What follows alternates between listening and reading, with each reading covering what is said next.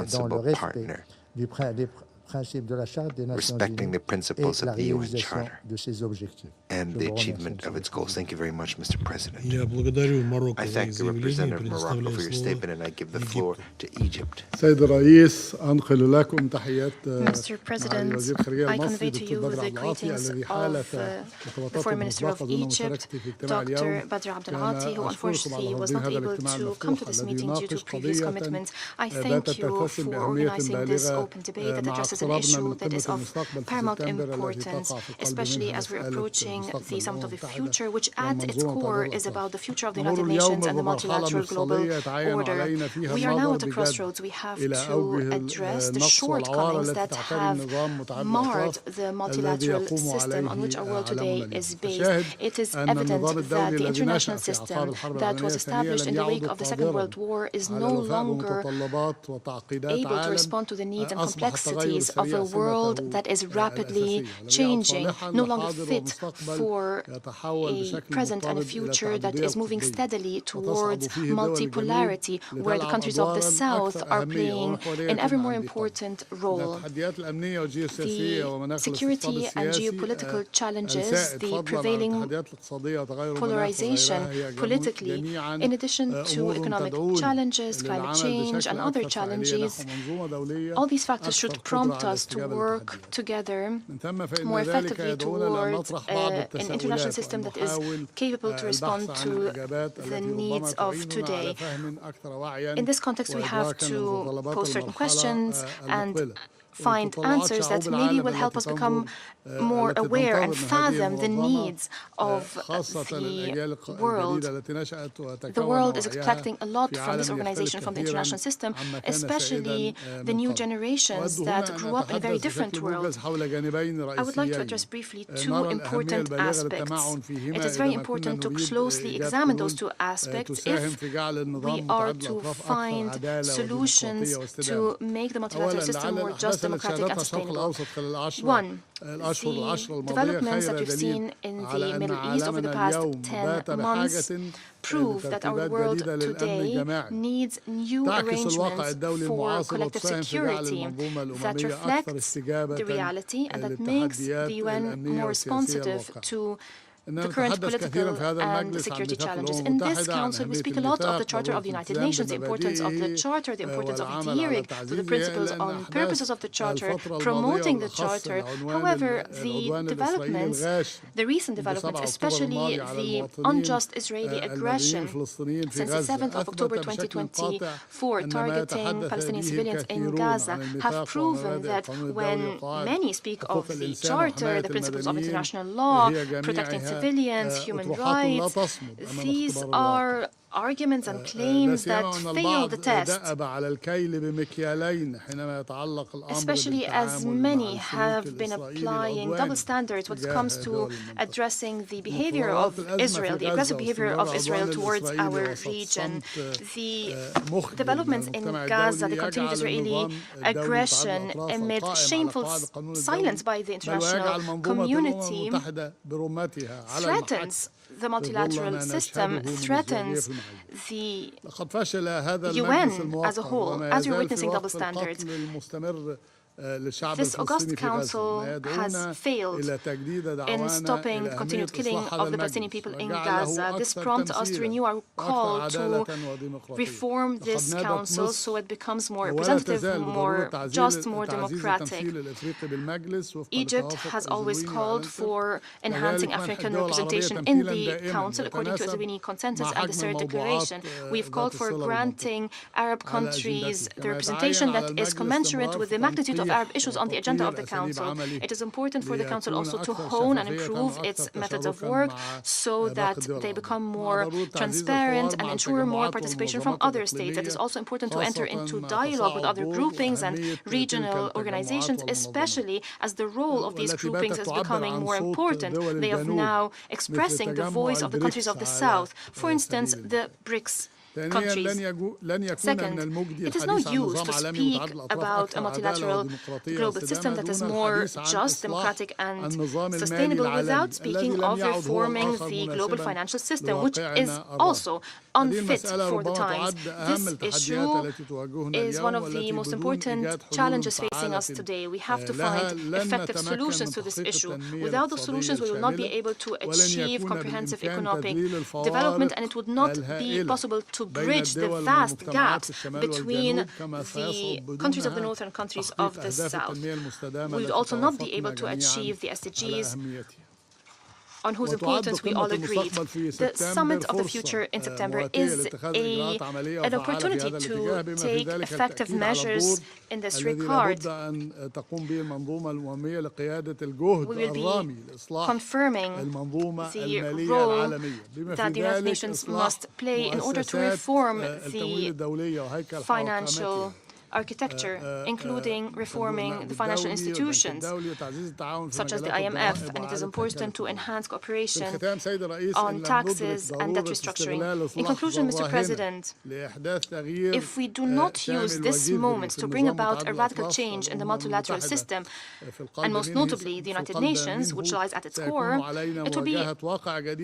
we would have to face a new reality where this organization would lose its relevance, its credibility, where our countries would lose one of the most important tools to maintain international peace and security. It would be very hard to imagine any promising future for multilateral action. Once again, I thank Russia for holding this important meeting. We look forward to our discussions that would elicit important ideas. I thank you, Mr. President. Я благодарю Египет за их заявление и Thank предоставляю Egypt, and I слово give the Индонезии. floor to Indonesia. Thank you, Mr. President. We thank the Russian Federation for convening this timely open debate on a very important issue. Our multilateral system is being debilitated from the inside. The basic principle of the system is being put aside. International agreements, rules, laws are regularly being broken. Dialogue is being replaced by a take it or leave it approach. Solidarity being replaced by the mighty takes all approach. Consensus has become rarer than the Tanzanite gemstone. Double standard has often become the order of the day. This trend is disheartening and dangerous. We are failing the people we serve on upholding peace and security, saving lives in conflict situations, protecting human rights, ensuring development, protection of the environment of our children and our children's children. If we remain indifferent, we will be accomplices to the fall of multilateralism. And if multilateralism fails, a more peaceful, prosperous, and just world will be a distant dream. In this context, I would like to convey 2 points. First, it is time to recommit to the principles of multilateralism. Principles of inclusivity, equality, solidarity, partnership, and trust building must always guide us, with the UN Charter and international law as our beacon of light. We must avoid any abuse of power from the mighty, as it will create distrust and sharpen fragmentations. Second, we must seize the opportunity to reform our multilateral system to be more fit for purpose. We must stop the Security Council from being paralyzed in addressing humanitarian catastrophe in many conflict situations. The Council decision-making process must be brought back from the Stone Age. We need to expedite reform of the Council to be more effective, efficient, democratic, transparent, and accountable.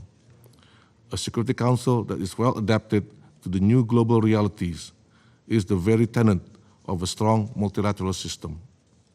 We must therefore use all avenues to reform the Council, including the Summit of the Future, if we want to prevent our future generation from the scourge of war. We must unite our strength and let multilateralism prevail. Thank you, Mr. President. Я благодарю Индонезию I thank Indonesia за for заявление и your сейчас statement, предоставляю and I слово give the Гватемале. floor to Guatemala. Gracias, señor Thank presidente. you, Mr. President. La República de The Guatemala, Republic of como miembro Guatemala, fundador de as a esta founding member of this organización, cree organization, firmemente en el firmly believes in multilateralismo y reafirma que multilateralism, las Naciones and Unidas we would es like el to foro reaffirm y that the eje United central Nations para is abordar the cuestiones relacionadas central con la cooperación forum to internacional, el address desarrollo issues sostenible, related to la international paz, la cooperation, seguridad, sustainable los development, derechos peace, humanos y security, el human Estado de rights, Derecho. and the rule of law. Por ello, mi país se This is enmarca why, dentro de los among the principios de su principles política of our exterior la foreign búsqueda de policy soluciones is the search pacíficas de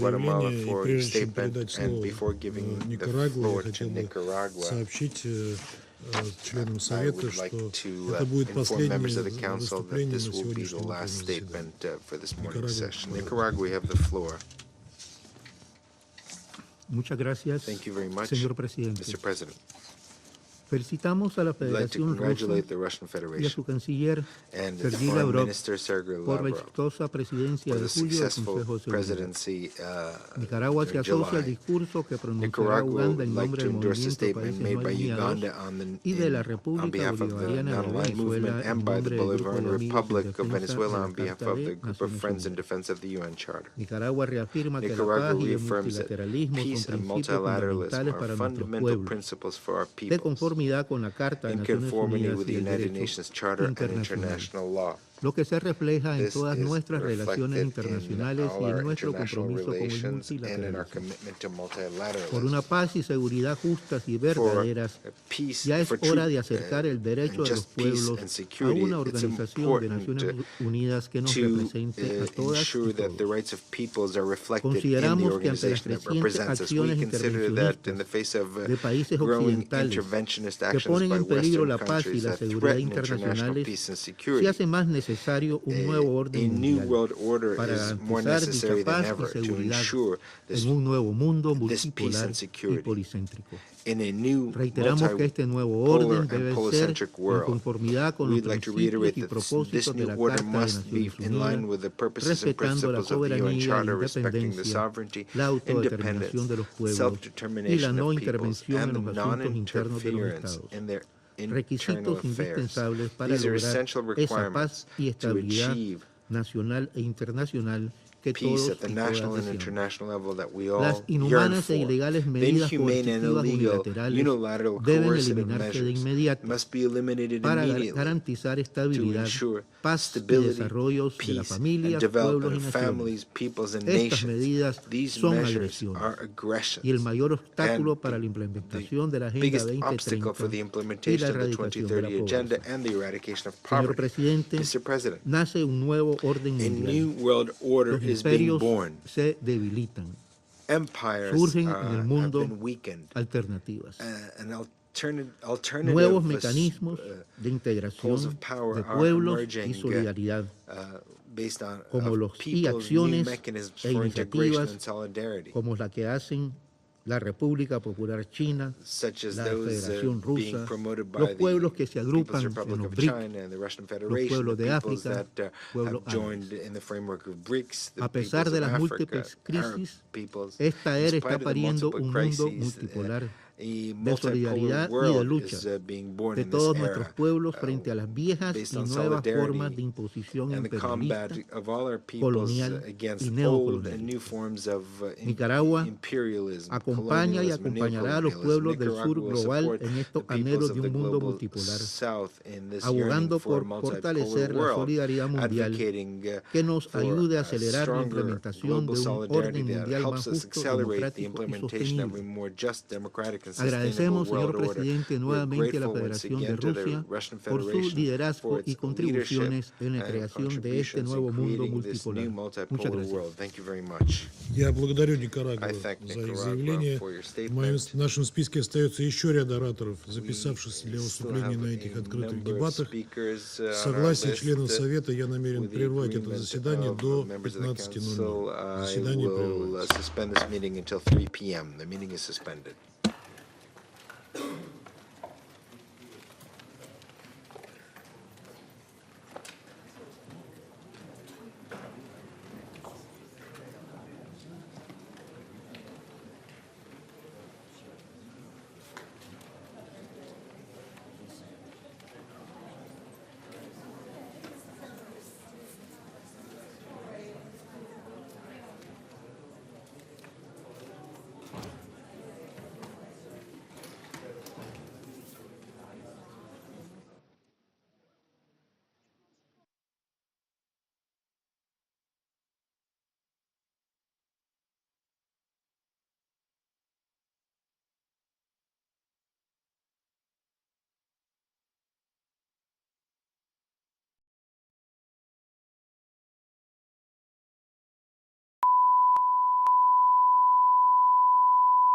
This is the primary audio circuit for the Reuters live service.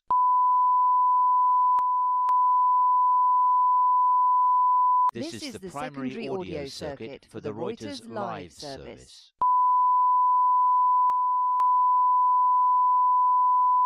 This is the primary audio circuit for the Reuters live service.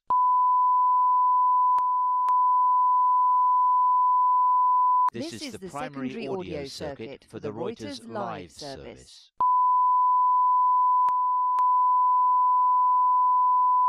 This is the primary audio circuit for the Reuters live service.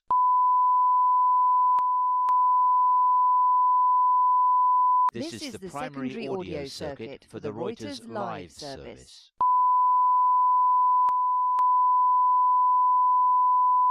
This is the primary audio circuit for the Reuters live service.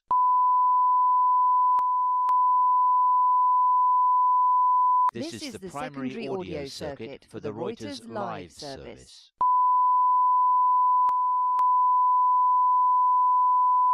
This is the primary audio circuit for the Reuters live service.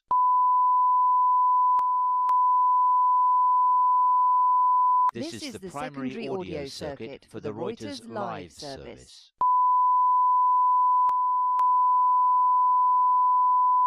This is the primary audio circuit for the Reuters live service.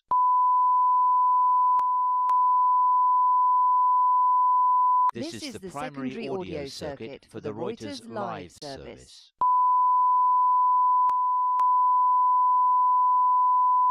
This is the primary audio circuit for the Reuters live service.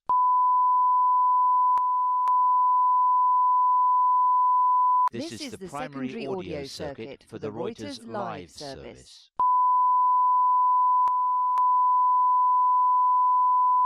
This is the primary audio circuit for the Reuters live service.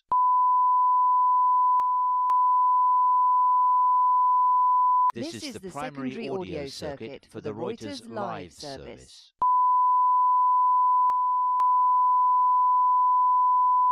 This is the primary audio circuit for the Reuters live service.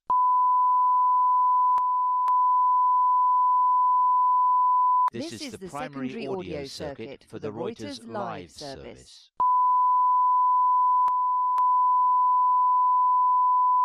This is the primary audio circuit for the Reuters live service.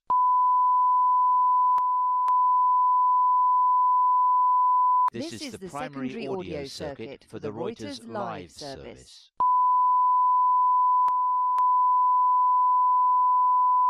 This is the primary audio circuit for the Reuters live service.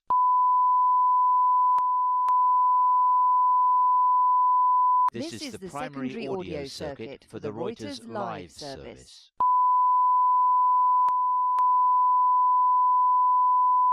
This is the primary audio circuit for the Reuters live service.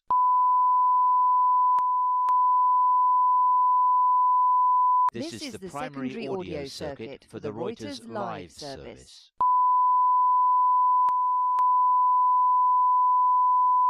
This is the primary audio circuit for the Reuters live service.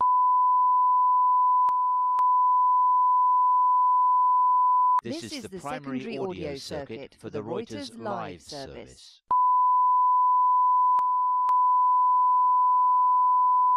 This is the primary audio circuit for the Reuters live service.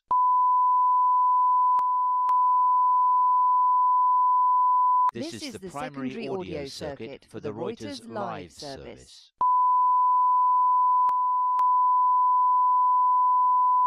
This is the primary audio circuit for the Reuters live service.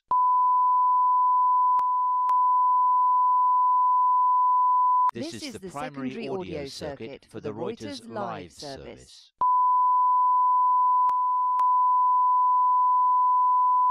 This is the primary audio circuit for the Reuters live service.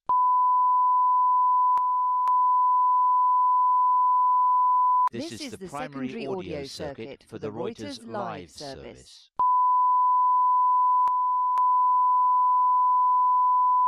This is the primary audio circuit